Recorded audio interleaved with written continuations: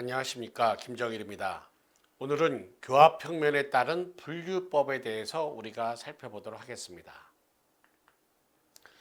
우리는 이전에 이와 같이 2급 부정교합, 3급 부정교합인 경우에 2급인 경우에 있어서는 스티프한 POP, 그 다음에 3급인 경우에는 플랫한 POP와 밀접한 연관이 있다고 하였습니다. 딥바이트인 경우에는 어떻게 될까요? 스티프한 UOP, 그 다음에 오픈바이트는 플랫한 UOP랑 연관이 되어 있습니다. 그러면은 이와 같은 경우에 치료의 방법 자체는 스티프한 POP는 플랫하게 해주면 되고 플랫한 POP는 스티프하게 해주면 됩니다. 또한 스티프한 UOP는 플랫한 UOP로 바꾸면 되고 플랫한 UOP는 스티프한 UOP로 바꾸면 되겠죠. 즉 이와 같이 감별을 함으로써 우리는 분류를 함으로써 우리는 이와 같이 치료 방법도 알 수가 있게 됩니다. 그래서 교합평면에 따른 분류는 이와 같이 UOP, POP에 따라서 특히 플랫한 UOP냐, 노멀 UOP냐, 스티프한 UOP냐, POP에 따라서 플랫, 노멀, 스티프로 나눠서 우리는 볼 수가 있게 됩니다. 그 중에서 특히 스티프한 POP가 이제 문제가 될 것입니다. 스티프한 POP인 경우에 있어서 플랫한 UOP를 가지고 있는 경우에는 우리는 오픈바이시 될 가능성이 많고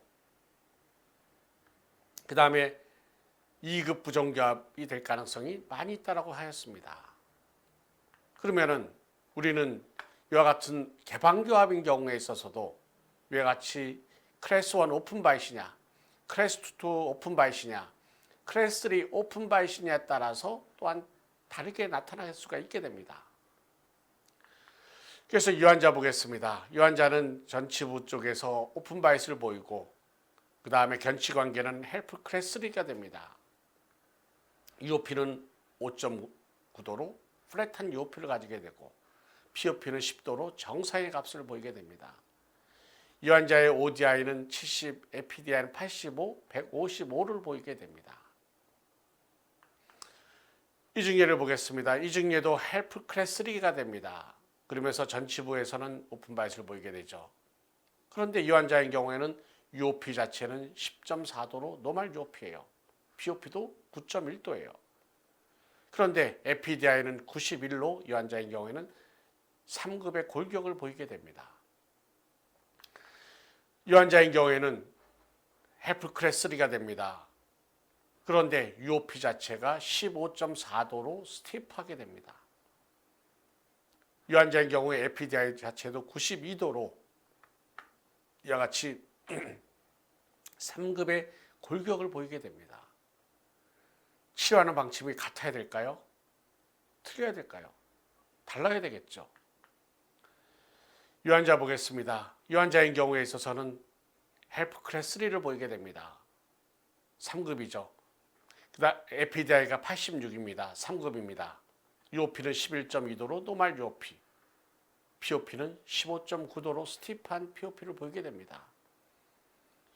환자들마다 우리와 같이 교합평면이라고 하는 것은 우리가 보상이 되어 있다고 여러분들이 생각을 하시면 됩니다. 상하계 전치, 하하계 전치, 상하계 구치, 하하계 구치가 어떻게 보상이 되어 있는가를 여러분들이 아는 것이 되겠죠. 이 환자는 2급입니다. 헬프 클래스 2예요. APDI도 74로 2급의 골격이 됩니다. 그런데 여기서 보시면 UOP는 12.9도로 노멀 UOP를 가지게 되고 POP는 24.9도로 스티프한 POP를 가지게 됩니다. 그러면서 스티프한 POP를 가지게 됨으로써 하악은 더욱더 후하방 회전을 함으로써 돌출입의 양상을 보이게 되겠죠. 이 환자는 똑같이 헬프 클래스 2입니다. 또한 돌출입을 보이게 돼요. 그런데 APDI 자체는 72도로 작게 됩니다. 2급의 골격을 가지고 있어요. 그런데 UOP 자체는 18도로 스티프합니다. POP는 20.4도로 또한 스티프하게 돼요. 그래서 상하계 전치가 정출되고 하악은 후하방 회전하면 상하계 전치는 정출, 그 다음에 하악은 후하방 회전, 그러면서 더욱더 심한 돌출입의 양상을 보이게 되겠죠. 비슷한 2급의 오픈바이시라 하더라도 같은 방법으로 치료를 해야 될까요? 아마 다르게 치료를 해야만 될 것입니다. 이 환자는 1급의 오픈바이시 됩니다. 에피디아이는 81로 1급의 골격을 가지게 됩니다. 이 환자인 경우에 UOP는 8.9도로 노말 UOP, POP는 10.8도로 노말 POP를 가지게 됩니다. 이 환자 보겠습니다. 1급의 오픈바이스를 보이게 돼요. 에피디아이는 83도로 이 환자인 경우에는 1급을 보이게 됩니다. UOP는 어떻게 될까요? 10.6도로 정상입니다. 그런데 POP는 15.2도로 스티프한 POP를 가지게 됩니다. 다시 말해서 이 환자인 경우에는 노말 UOP는 약간 스티프한 UOP로 만들어줄 수가 있고 스티프한 POP는 평탄하게 해줄 필요가 있게 되겠죠. 이 환자 보겠습니다. 1급의 오픈바이시예요.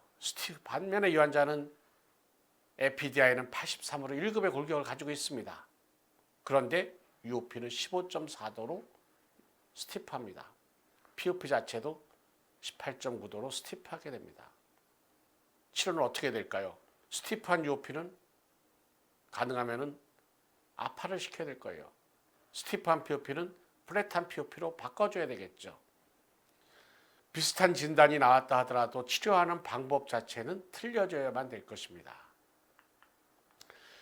그래서 이와 같이 정리를 해보게 되면 우리는 3급의 오픈바이시라 하더라도 다양하게 UOP와 POP가 나타나게 되는 걸 볼 수가 있게 됩니다. 클래스 2 오픈바이트, 클래스 1 오픈바이트도 마찬가지가 됩니다. 또한 딥바이트를 보겠습니다. A번 증리에 있어서는 스티프한 UOP, 그 다음에 스티프한 POP를 보이게 됩니다. B번은 노말 UOP, 플랫한 POP를 보이게 돼요. 딥바이트의 양상은 비슷하게 됩니다. 그런데 그 안에서 치열이 위치되어 있는 양상은 다르게 나타나게 됩니다. C번인 경우도 이와 같이 비슷한 딥바이트를 보이게 됩니다. 그런데 UOP는 23도, POP는 26도로 UOP, POP 모두 다 스티프한 걸 볼 수가 있게 됩니다.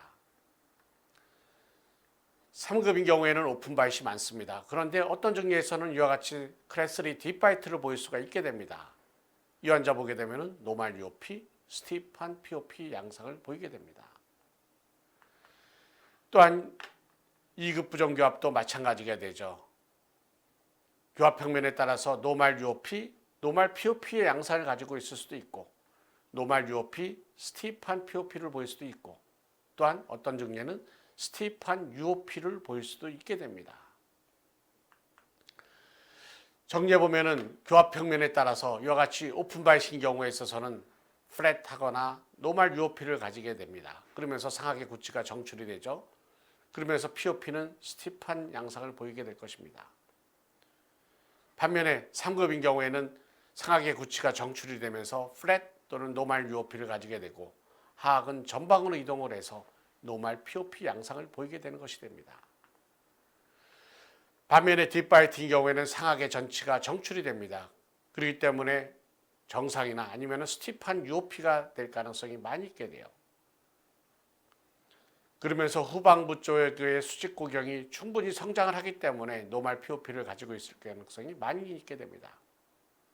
이에 반해 2급 부정교합인 경우에 있어서는 노말 UOP, 스티프한 POP를 보이는 경우가 많이 있게 돼요. 물론 그렇지 않은 증례들도 많이 있게 됩니다. 그러면은 우리는 치료를 해야만 됩니다. 그래서 많은 사람들은 교합 평면만 가지고서 치료를 하려고 합니다. 그런데 이런 교합 평면이라고 하는 것은 한계가 있게 돼요. 그래서 교합 평면 분석을 하기 전에 여러분들이 주어진 골격이 어떤가를 먼저 아는 것이 상당히 중요하게 되겠죠. 이런 주어진 골격이라고 하는 것은 우리가 얘기하는 팔라탈 플랜, 또한 AB 플랜, 맨디블라 플랜이 이루는 요 삼각형. 그래서 우리는 ODI, APDI, 그 다음에 이 둘을 더한 CF를 통해서 우리는 정확하게 알 수가 있게 됩니다.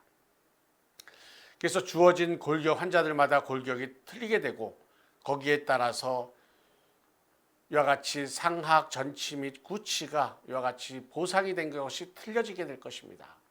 이를 무엇을 가지고 평가하는 걸까요?